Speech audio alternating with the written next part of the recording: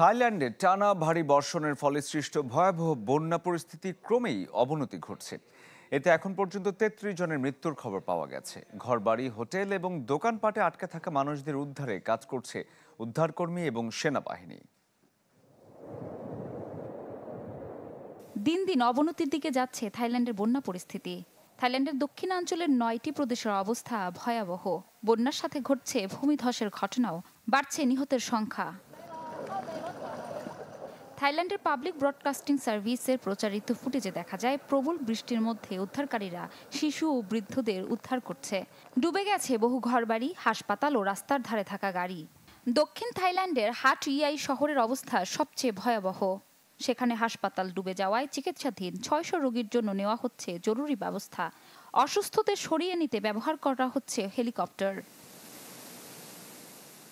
পরপর ২ বছর দেশটিতে দেখা দিয়েছে এমন বন্যা, যাতে জলমগ্ন হয়ে পড়েছে শত শত কিলোমিটার এলাকা।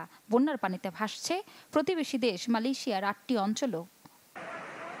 এদিকে ইন্দোনেশিয়ার সুমাত্রা দ্বীপে প্রবল বৃষ্টিপাতের পর বন্যা ও ভূমিধসে বেশ কয়েকজনের মৃত্যু হয়েছে। আহত হয়েছেন কয়েক ডজন মানুষ।